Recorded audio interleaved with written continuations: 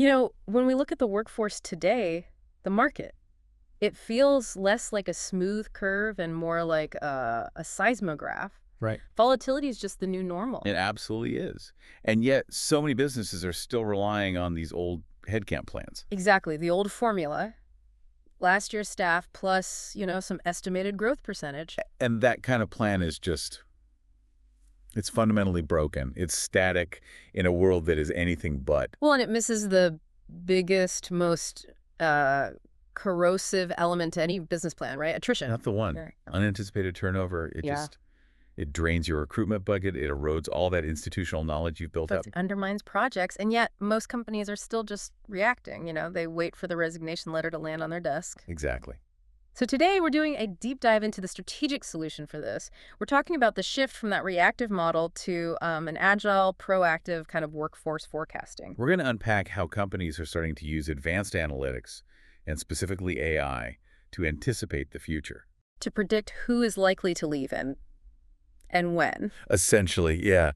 We're talking about turning all that employee data you have into a genuine foresight tool. So you can actually intervene and retain people.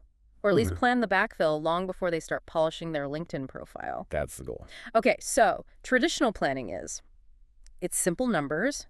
But if we're building a machine learning model, what kind of specific data are we talking about? It's not just job titles anymore, is it? Oh, not at all. These predictive models are incredibly data hungry. I can imagine. And to be effective, they need really comprehensive inputs. So you start with the basics, of course, demographic and tenure data. Okay. But then you layer on much more granular, subjective information. Like what? Like performance reviews, for instance. Results from engagement surveys. Right. The stuff that gives you a sense of morale. Exactly. And compensation levels compared to market benchmarks. Yeah. Even very specific event data, like a recent manager change or a team reorganization. Wow. So you're even tracking internal movement. You have to. And crucially, you also incorporate external labor market signals. How does that mean? Things like local unemployment rates, or how fast your competitors are hiring, or what the prevailing salaries are in that specific city or region. That's a lot of moving pieces. You're combining what's happening inside the company with all the pull factors from the outside. You are. But doesn't using that level of detail, especially things like performance reviews and salary data, raise some pretty big internal concerns about privacy, about how that data is being used? That's absolutely the right question to be asking. And it gets to the heart of why data governance is so critical here. Because if you don't do it ethically, the whole initiative will fail. Yeah. It has to be transparent.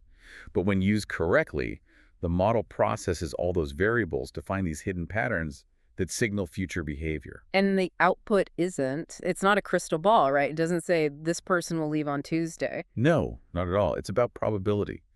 The model assigns a specific risk score to each employee. A probability of them leaving within a certain window. Exactly. Usually the next 12 months. Yeah.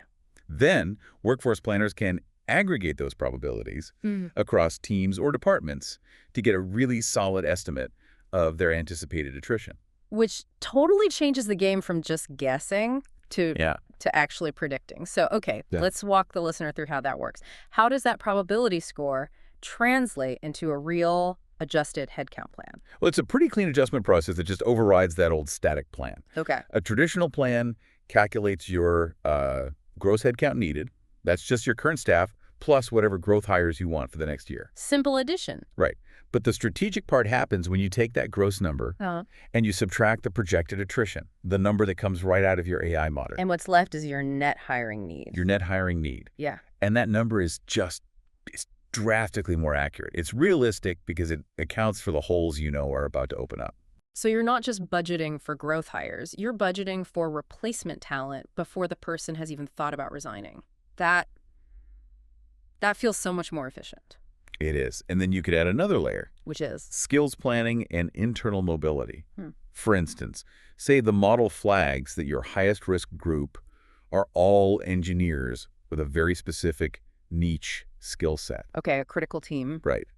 Now you have options. You can mitigate that risk by, say, accelerating an internal upskilling program or planning some strategic transfers before you're in panic mode. So you're solving the problem before it's even a problem. And that refined net hiring number, that feeds directly into your budget. This is where you see immediate value. You can project recruitment costs, onboarding costs, And crucially, you can allocate resources for talent buffers much more precisely. Okay, let's talk about that strategic value, because this is where the money is saved, right? Beyond just getting the numbers right, what's the tangible return here? The most immediate benefit is cost control. Just think about the cost of turnover. Replacing one specialized employee can cost anywhere from 50 to 200% of their salary. When you factor in everything, recruitment, lost productivity, training. Everything. So if the model flags a high-risk employee, the organization can choose to implement a targeted and much cheaper retention strategy. Like a compensation bump or a new training opportunity. Or a role expansion, yeah.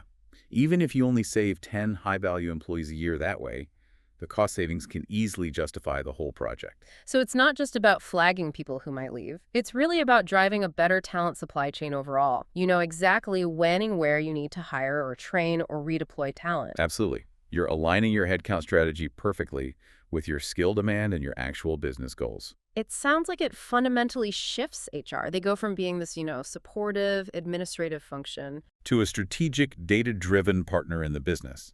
They move from processing paperwork to providing critical business foresight that's actually backed by evidence. But I have to imagine implementing a system this powerful, this data-intensive, it sounds incredibly complex. What are the big pitfalls companies run into? The single biggest hurdle, and I see this time and again, it just comes down to data quality. Garbage in, garbage out. Exactly.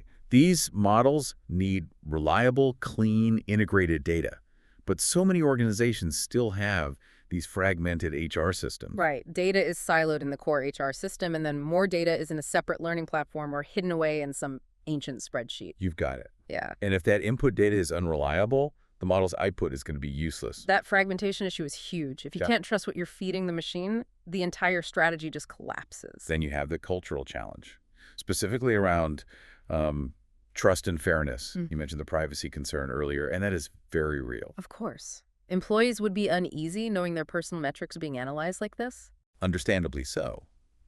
And for this to work, the organization absolutely must prioritize transparency and really strong governance.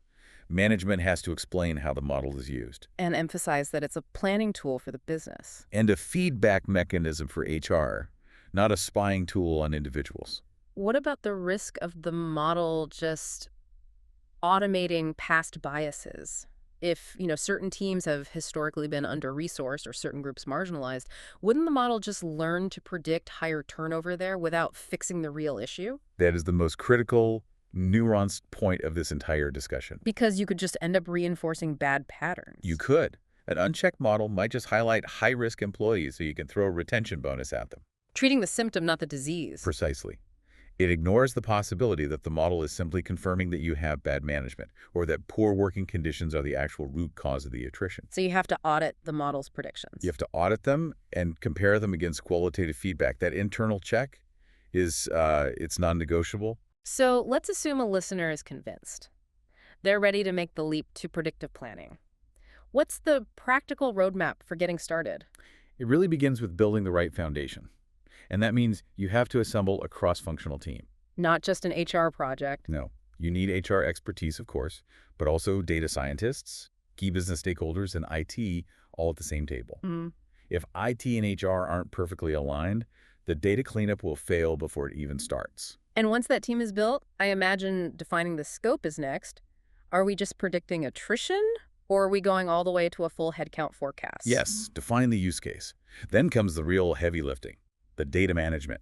You have to gather and, more importantly, clean the data from all those diverse sources. The HR systems, learning platforms, performance systems. All of it. You have to standardize fields, fill in missing values. It's tedious work, but it is absolutely vital. And once the data is clean, you build and validate the model. And this isn't about picking some random algorithm. It's about rigorously testing the model against historical data to make sure it's actually reliable. So that when it tells you someone is high risk, you can actually trust that score. You can trust the score. And weaving through all of these technical steps, that thread of ethical practice has to be constant, documenting how the model is built, which data points are influencing the scores. And maintaining that open communication with employees. Always.